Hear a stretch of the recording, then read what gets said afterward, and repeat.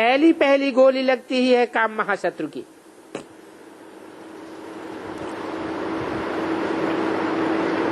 बहुत फंस मरते हैं, क्योंकि यहां मुख्य सवाल है ही पवित्रता का। भगवान भी कहते हैं इन काम विकार को जीतो।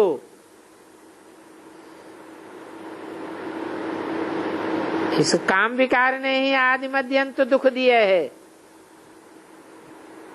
आदि मध्य अंत दुख दिया है, हैं? कब से दुख दिया है? द्वापर के आदि से ये काम विकार ने आदि में भी, मध्य में भी और जीवन के अंत में भी दुख दिया है। कैसे? आदि में कैसे दुख देती है? हैं? अरे हैं? कान विकार क्या होता है? अंग नहीं रहता है। अच्छा, द्वापर युग से काम विकार को अंग नहीं रहता है। अरे सतयुग त्रेता में अंग नहीं रहता है।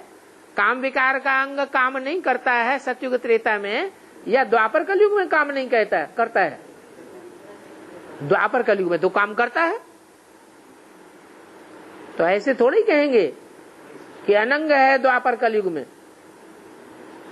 ये तो सतयुग त्रेता की बात है कि वहां ऊर्ध्व रेता होते हैं, मस्तक की ओर बुद्धि रहती है, भ्रष्ट इंद्रियों की तरफ बुद्धि जाती ही नहीं।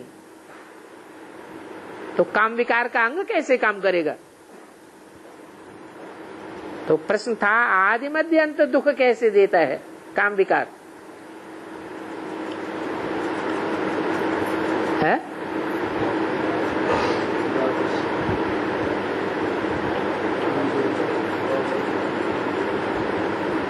द्वापर से कैसे दुख देता है आदि मध्य अंत?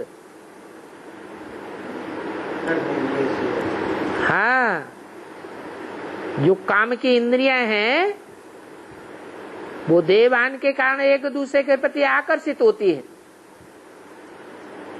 आकर्षित होने से पुरुष तो सारे ही दुर्योधन दुशासन है, तो दुष्ट युद्ध करते हैं या मित्र युद्ध करते हैं? हैं? दुष्ट युद्ध करते हैं। जो ज्यादा दुख किसको होता है पहले? है? स्त्री को ज्यादा दुख होता है या पुरुष को ज्यादा दुख होता है? आक्रमणकारी ज्यादा दुखी होता है या जिसके ऊपर आक्रमण होता है वो ज्यादा दुखी होता है? है? आक्रमण जिसके ऊपर होता है वो जास्ती दुखी होती है। तो आदि में ही दुख हो गया। अब वो आदि में दुख स्त्री को ही होता है या पुरुषों को भी होता है? है? अरे हमलावर जब हमला करता है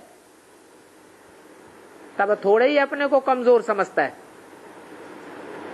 अगर कमजोर समझे तो हमला करेगा? है? नहीं, वो अपने को पावरफुल समझता है, सबल समझता है।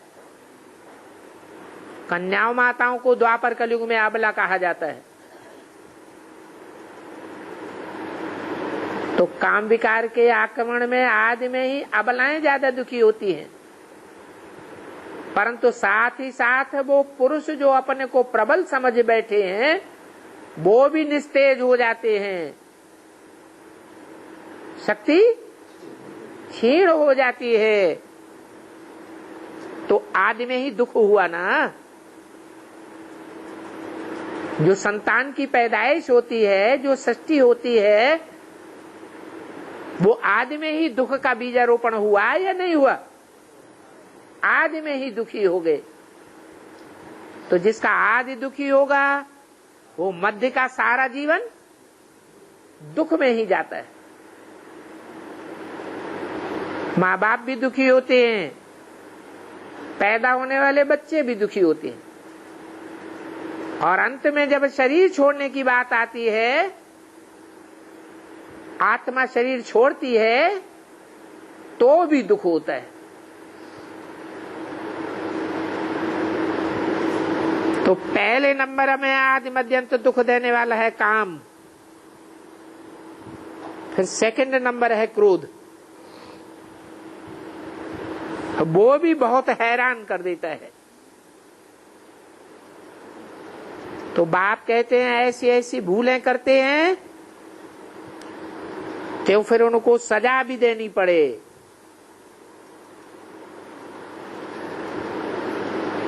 हमारा ज्ञान गुप्त है तो सजाएं भी गुप्त मिलती हैं।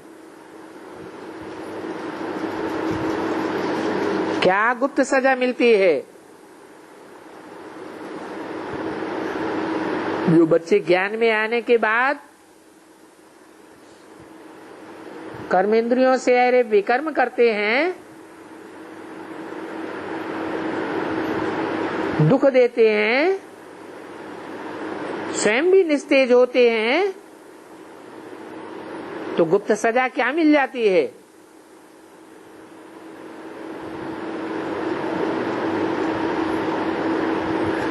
बाबा माया को शिकार देते हैं।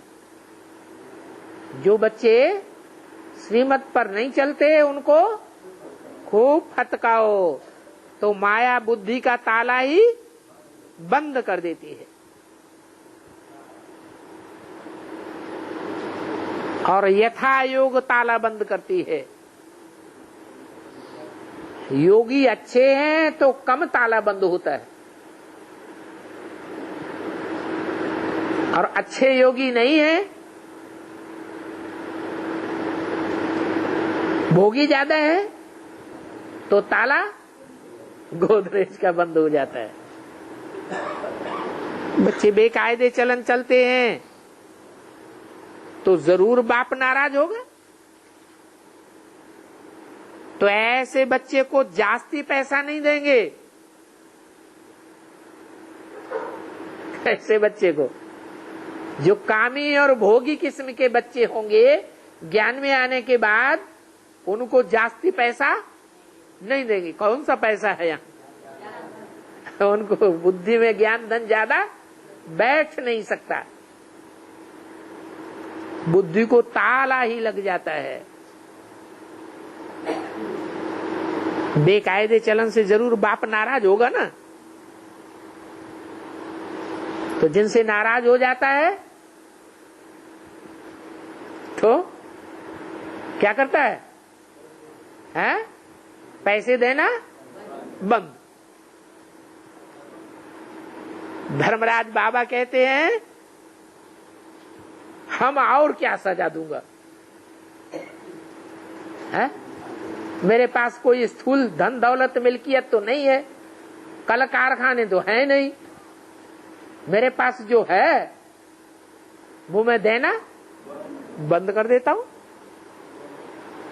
बाकी हिंसा भी तो कर नहीं सकते।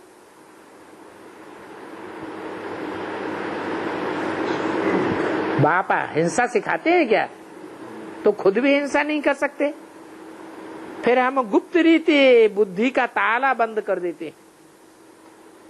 ये है गुप्त सजा। कई बच्चे तो इन बातों को समझते भी नहीं है। क्या? और ही देह अभिमान में आकर के काम विकार की भूलें करते ही रहते हैं, क्रोध विकार की भूलें करते ही रहते हैं।